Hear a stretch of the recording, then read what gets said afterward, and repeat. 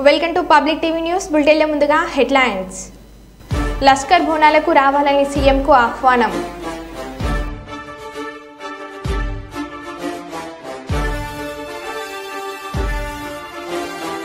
Gulf board ఏర్పాటు చేసి 500 కోట్ల బడ్జెట్ కేటాయించాలి.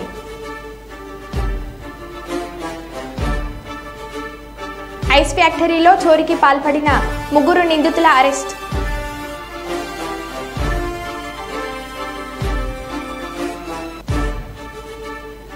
నాలుగు రోజుల పాటు కుప్పంలో పర్యటించనున్న నారా భువనేశ్వరి. బీడీ కార్మికుల రాష్ట్ర సమన్వయ కమిటీ సమావేశం జయప్రదం చేయండి. సిఐటియు జిల్లా కార్యదర్శి ఎండి అంజిబాబు. మంచిర్యాల జిల్లాను గంజాయి రహిత జిల్లాగా తీర్చిదిద్దుదాం. Ramagundam police commissioner M Srinivas IPS.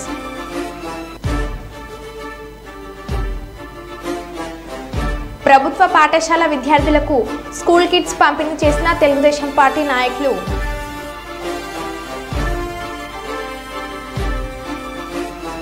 ఇక వివరాల్లోకి వెళ్తే, జూరాల ప్రాజెక్టుకు భారీగా వరద. ప్రాజెక్టు 5 గేట్లు ఎత్తివేత. శ్రీశైలం ప్రాజెక్టుకి చేరుతున్న భారీగా వరద నీరు.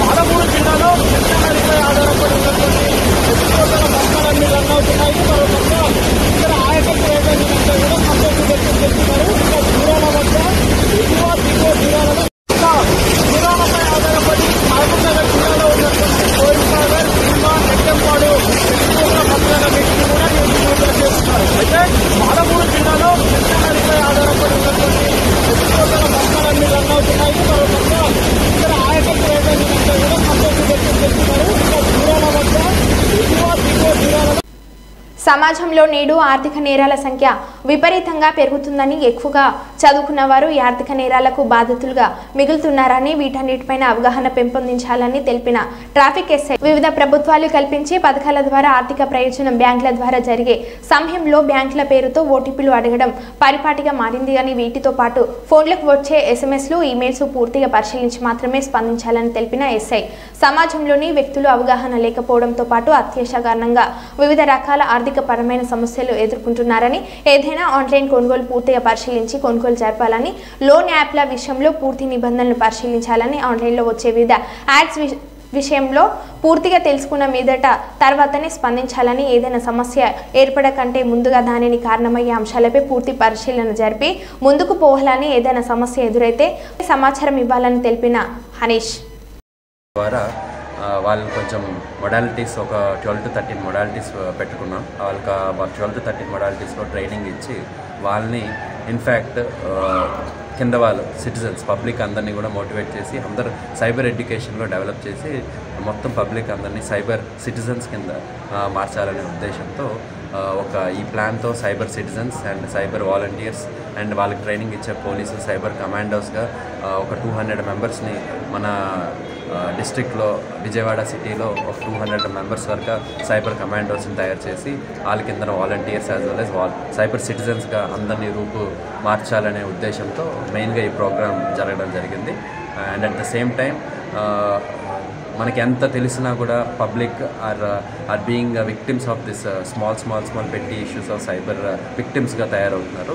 సో మళ్ళీ ప్రజలందరికీ మా పోలీసు వారి తరపు నుంచి ఈ విజ్ఞప్తి, దయచేసి ఎటువంటి సైబర్ ఫ్రాడ్లో సైబర్ నేరాల్లో విక్టిమ్స్ అవ్వకుండా కొంచెం జాగ్రత్తగా ఉండండి. అండ్ ఎనీ ఇన్ఫర్మేషన్ ఆర్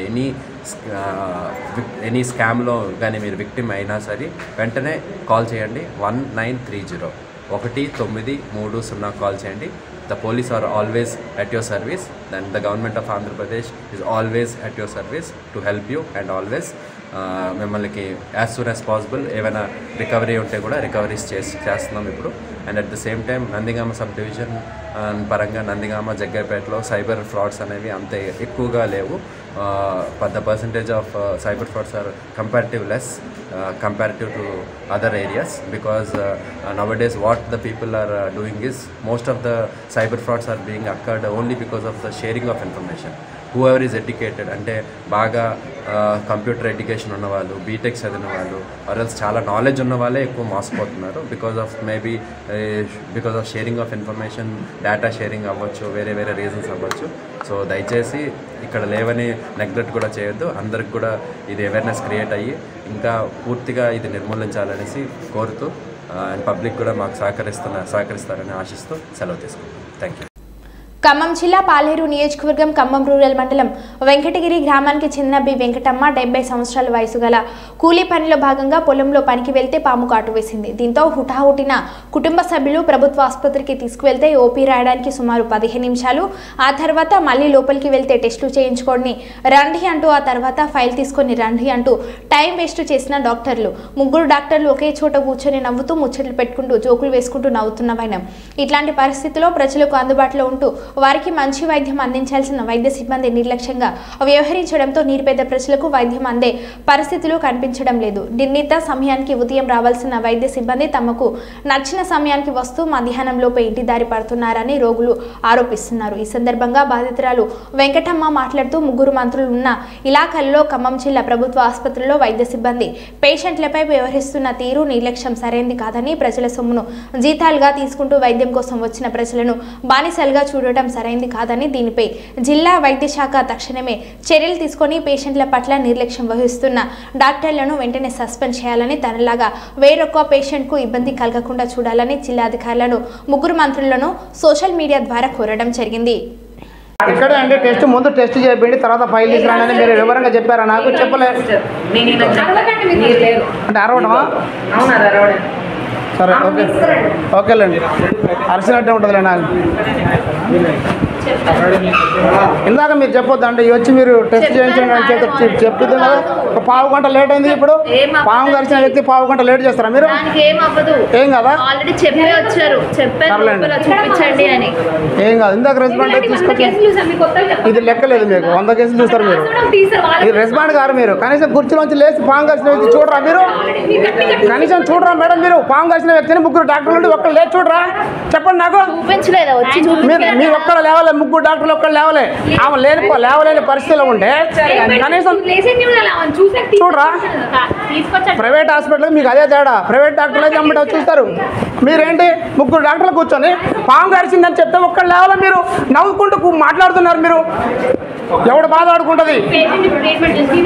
ఏం ట్రీట్మెంట్ మేడం? ఇందాక ఎందుకు చేయాలి? టెస్ట్లు ఎందుకు చెప్పలే? రాగానే ఇక్కడ టెస్ట్ చెప్పి చెప్పాలి. అది అరవటమా? అరవటం అంటనా? ఏం చూస్తున్నారు? 3 డాక్టర్లు నవ్వుకుంటూ మాట్లాడుతున్నారు. పాము కరిచిన వ్యక్తికి వచ్చి లేచి రెస్పాండ్ కాలేదు ఒక్కళ్ళు కూడా. అయిందంటే మేము అరిసినాం అంటున్నారు. ఇదే నా గవర్నమెంట్ డాక్టర్లు చేసేది? మీరు చేసేది ఏదైనా అంటున్నా? ఇందాక టెస్ట్ చెప్తే పావు గంట టైం వేస్ట్ అయింది. ముందు టెస్ట్ చెప్పాలిగా, ముందు ఫైల్ తీసుకొని రాబడి అని చెప్పారు నాకు. ఏదంటే అరద్దాం మేము. గవర్నమెంట్కి ప్రైవేట్కి అదే తేడా.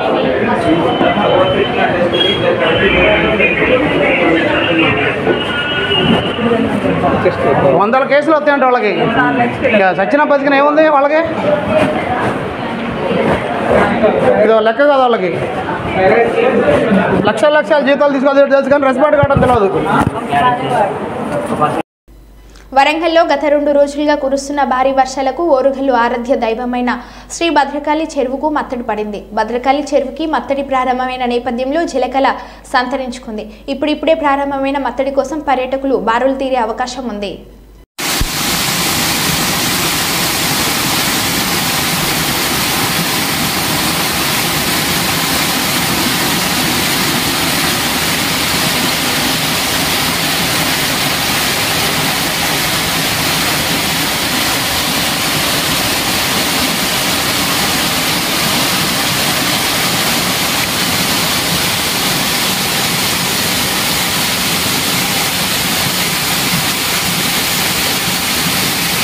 కుప్పం మున్సిపల్ పరిధిలోని షికారి కాలనీలోని జెడ్పీ ఉన్నత పాఠశాలను టీడీపీ నేతలు సందర్శించారు. ఈ సందర్భంగా టీడీపీ నేత గోపీనాథ్ మాట్లాడుతూ జెడ్పీ ఉన్నత పాఠశాలకు వైసీపీ హయాంలో 50 లక్షలు మంజూరు చేశారని కొంతమంది తన దృష్టికి తెచ్చారని అన్నారు.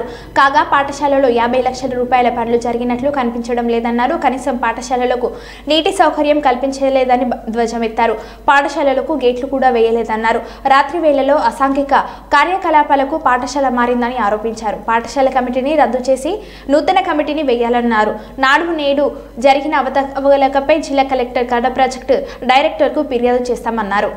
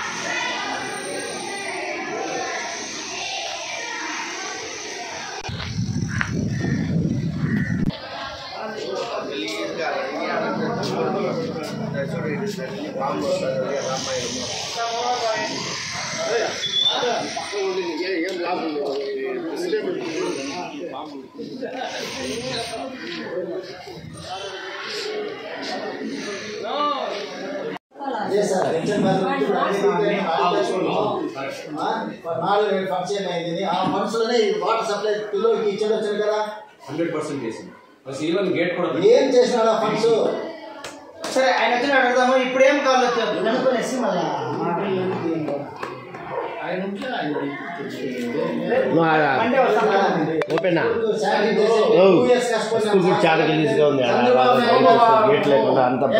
చంద్రబాబు తెచ్చి ఇప్పుడు హై స్కూల్ స్టాండ్ చేపిస్తుంది. హైదరాబాద్ లో పోయింది ఆయన దగ్గర ఫైల్ అప్పుడు చైర్మన్ ఉంటున్నాయి 3 రూములు కట్టేసి ఈరోజు గోపి వాళ్ళంతరంగా ఇది ఏమైంది ఇంప్రూవ్మెంట్ కన్నా ఎంత పదా చూస్తాం. స్కూల్ హై స్కూల్ ఏం గదిలో ఉంది అంటే ఇప్పుడు చూస్తా ఉంటే ఫస్ట్ క్లాస్లో ఉంది.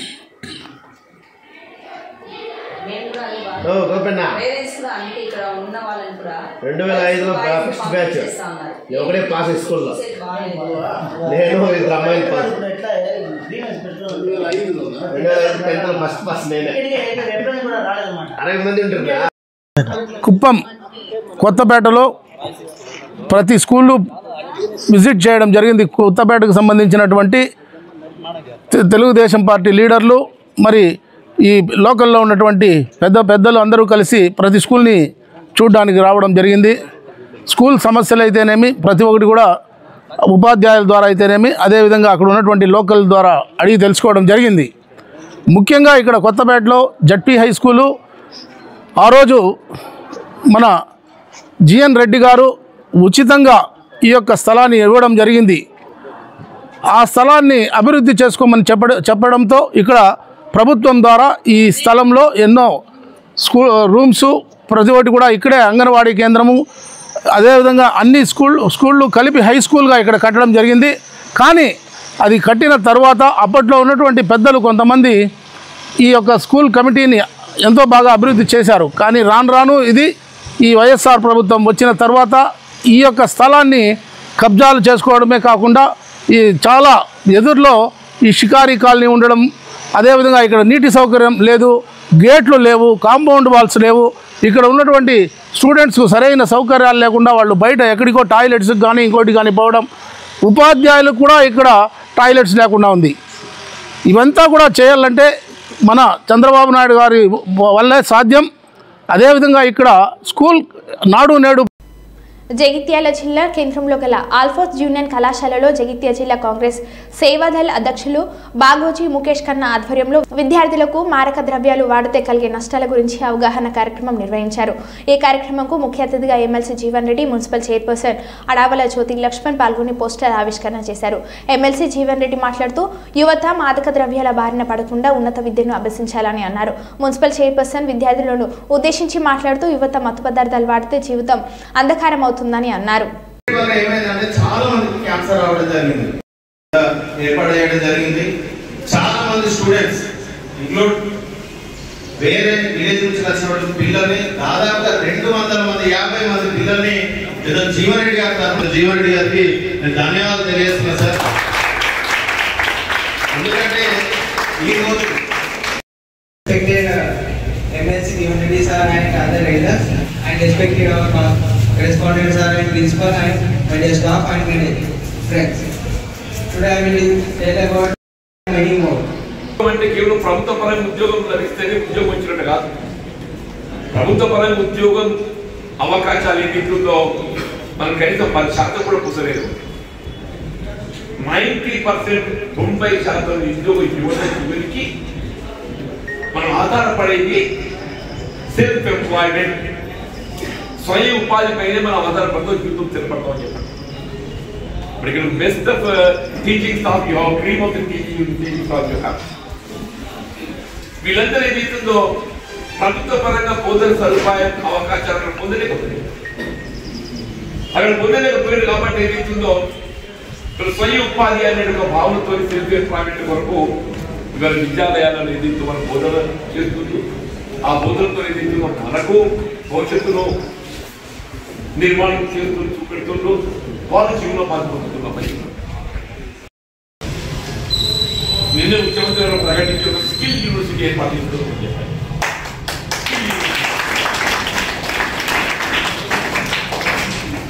అంటే వాళ్ళు వృత్తి విద్యకు సంబంధించినటువంటి నాణ్యత కల్పితం చేయడానికి ఏదైతుందో ప్రత్యేకంగా విశ్వవిద్యాలయాన్ని ఏర్పాటు చేయాలని తలంపని. ఇదన్నీ దేనికి యువతను తీర్చిదిద్దాలని ఒక భావన. ఈసీగా తెలంగాణ రాష్ట్ర ఏర్పాటు ఏదైతుందో ఇవాళ యువకులు వాళ్ళ జీవితాలు తీర్చిదిద్దుకోవాలని చెప్పే భావన సంకల్పంతో నానాడు మీరు పిల్లలమ్మ మీకు ఆనాడు ఉద్యమం సమయంలో మీరు తెలియదు. అంటే వాస్తవం తెలంగాణ రాష్ట్ర ఏర్పాటు ఉద్యమానికి నాంది కలిగితే విద్యార్థులు ఇంటికి వెళ్ళిపోతామని చెప్పండి. మీ త్యాగాల ఫలితం ఏదైతే తెలంగాణ రాష్ట్రాన్ని మనం ఏర్పాటు చేసుకుంటామని చెప్పండి.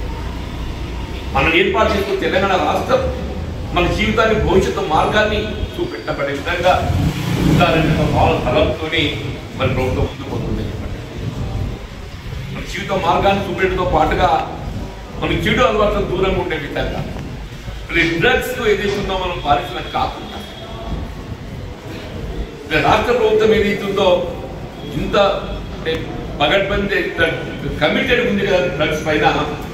ఈ సినీ స్టార్స్ కానీ ఇతర పారిశ్రామికవేత్తలు కానీ రేవ్ పార్టీలు కానీ ఎంత పలుకుబడి గల కుటుంబాలైనా కానీ వాళ్ళను సహించేది లేదు. చట్టం ముందు అందరూ సమానమైన విధంగా ఏదైతుందో అంత పటిష్టంగా పనిచేస్తుందో మన రాష్ట్రం వాళ్ళు మాత్రమే. అంటే మద్యం సేవించడం అనేది అది అనుమతితో అందరూ సేవిస్తుంది. బహిరంగ ప్రదేశాలలో మద్యం సేవించకూడదని నిషేధం. బహిరంగ ప్రదేశాలలో మద్యం సేవించకూడదని నిషేధం. ఆ మద్యం సేవించడం బహిరంగ ప్రదేశంలో ఏ విధంగా మనం నిలువరింపు చేయడం అరికట్టడం జరుగుతుందో అంతకంటే ప్రధానమైంది ఈ డ్రగ్స్ నిర్మూలన. డ్రగ్స్ నిర్మూలన చెప్పండి. దీని మూలం ఎక్కడున్నది? తాగేవాడికి ఏదైతుందో అది అందుబాటులోకి వస్తే సేవిస్తాం. ఈ మూలం ఎక్కడుంది? అది అందుబాటులోకి రాకుంటే ఏదైతుందో అది కట్టబడి. తెలంగాణ రాష్ట్రం ఇటు మహారాష్ట్ర ప్రధానంగా మన బార్డర్ ఉన్నాం కాబట్టి ఏదైతుందో మహారాష్ట్ర ఆదిలాబాద్ మనకు వచ్చే అవకాశం ఎక్కువ. రాష్ట్రంలో 5 సంవత్సరాలు ముఖ్యమంత్రిగా పనిచేసిన జగన్మోహన్ రెడ్డి పాలనలో ఎంతో మంది మానవ ప్రాణాలను హరించి రాష్ట్ర ప్రజలకు రక్షణ లేకుండా చేశారు. అలాంటి వారు నేడు రాష్ట్రంలో రాష్ట్రపతి పాలనను విధించాలని డిమాండ్ చేయడాన్ని టీడీపీ రాష్ట్ర ప్రధాన కార్యదర్శి సోమిశెట్టి వెంకటేశ్వర్లు తప్పుపట్టారు.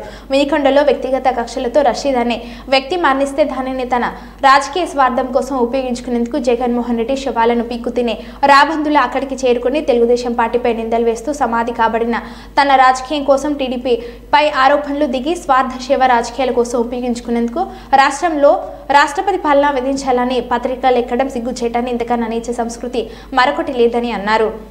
రాజకీయాలు దొరుకుతాయా, టీడీపీ వాళ్ళ గబ్బు లేపుదామనే ఆలోచన తప్ప ఈ రాష్ట్రంలో జరిగినటువంటి అన్యాయం ఎక్కడన్నా జరిగితే ఇది అన్యాయం జరిగింది, ఖచ్చితంగా వాళ్ళు కుటుంబాన్ని ఆదుకోవాలి. ఏనాడే నోరు కూర్చావా, నోరు పాడేస్తున్నావా లేదా?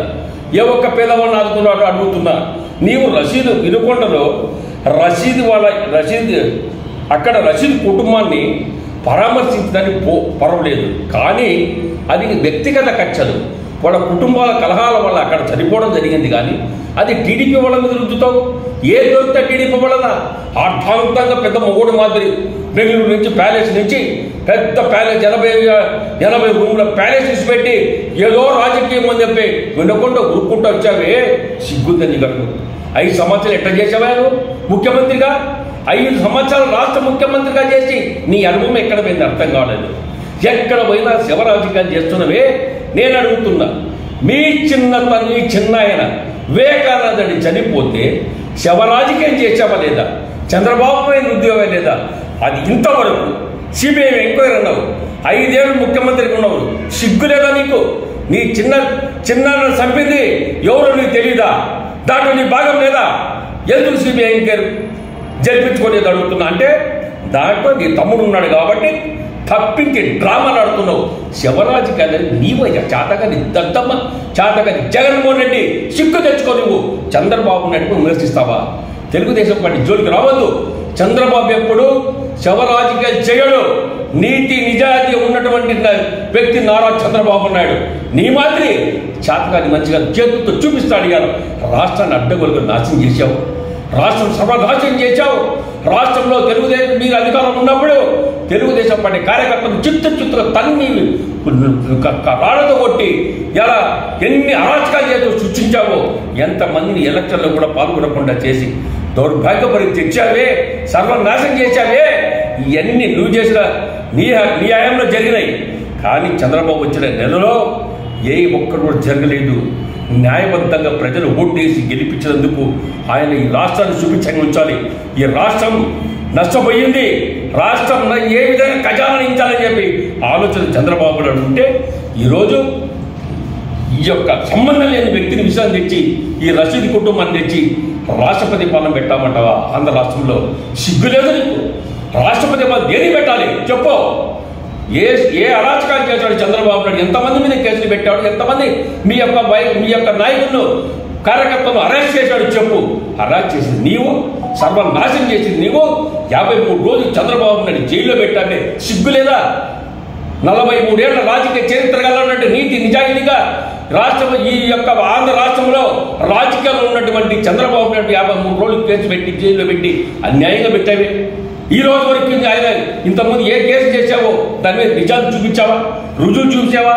నేను అడుగుతున్నా. అందుకనే సిబిఐ వారు పెడుతున్నా, దయచేసి సిబిఐ వారు జగన్మోహన్ రెడ్డి ఇన్ని ఏళ్ళు తప్పించుకొని తిరుగుతున్నాడు బెయిల్ పైన. ఆ బెయిల్పై వెంటనే సిబిఐ వాళ్ళు కోర్టు ద్వారా బెయిల్ రద్దు చేసి ఇమ్మీడియట్గా లోపల పడేయండి. ఇటువంటి దుర్మార్గులు, కక్ష సాధింపు వ్యక్తులు ఈ యొక్క భూమిలో ఉండకూడదు. రాజన్న సిరిసిల్ల జిల్లా కేంద్రంలోని గీతానగర్ ప్రభుత్వ పాఠశాలను ఆకస్మికంగా తనిఖీలు చేసిన జిల్లా కలెక్టర్ సందీప్ కుమార్. ఈ సందర్భంగా 8, 9, 10 తరగతుల విద్యార్థులకు ఇంగ్లీష్, గణితం, భౌతిక శాస్త్రాలను బోధించారు. విద్యార్థులకు పలు ప్రశ్నలు వేసి వారిచ్చిన సమాధానం పట్ల అసంతృప్తి వ్యక్తం చేశారు. విద్యార్థులకు గణితం, ఆంగ్లం సబ్జెక్టులపై ప్రత్యేక శ్రద్ధ చూపాలని ప్రధాన ఉపాధ్యాయులని ఆదేశించారు. ఇప్పటి వరకు 10వ తరగతి విద్యార్థులపై ప్రత్యేక శ్రద్ధ చూపి పరీక్షలలో మంచి ఫలితాలు సాధించేలా చర్యలు చేపట్టాలని ఆదేశించారు.